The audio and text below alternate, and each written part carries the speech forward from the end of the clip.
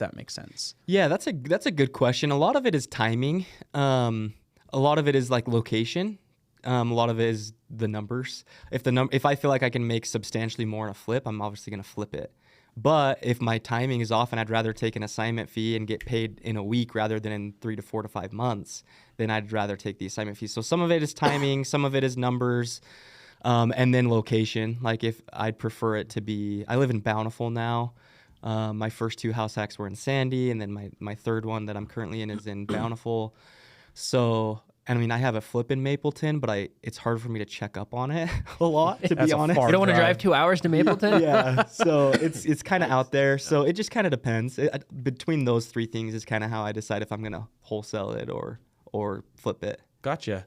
Jaden's actually, I think you said your first house hack was a wholesale deal that you bought? My second one. Your second one was. Okay, I want to... You missed this part. Awesome. We were talking about it before because there was a meth thing in it too, right? Yeah. So walk us through the story of your second house hack and why you decided to buy a second one in that whole process. Yeah. Well, my second house hack I bought in October of 2022. And if you guys know what was happening in the market, interest rates were going up like crazy. Everyone was super nervous about the market. Prices were kind of like they came down quite a bit, to be honest. But I actually timed it really well because it was a really good deal for me, but a lot of people were nervous about what was going on in the market, so I was able to pick it up for a good price. It was an off-market property, bought it from a wholesaler. Single family home? Single family home, east side of Sandy again, so not too far from my first one. Okay.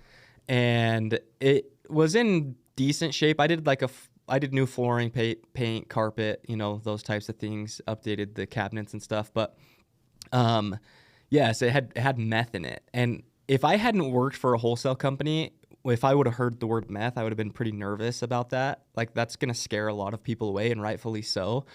But meth is actually extremely common in Utah. Like, I've sold probably hundreds of meth houses, maybe at least 50, probably. Something you'd never think about as a Utah home buyer, but it's true. Well, it's true. It surprised you, actually. And so I was familiar with like the remediation process. I had connections with companies that can do that, and they pull a permit through the health department. They test it. They come back. They use a special chemical to scrub all the walls, and then they retest it and make sure there's no meth in the home. So I wasn't as concerned about it as probably most are, but again, that was just another negotiation tactic, because if the seller hears meth, it allows you to go back and renegotiate even more. So I think that's what allowed me to pick up the property for such a good price, along with the conditions of the market at the time. But yeah, that turned out to be a really good one for me. I actually just pulled a HELOC on that property, and I've got it just appraised. I owe $500 and it just appraised for $700.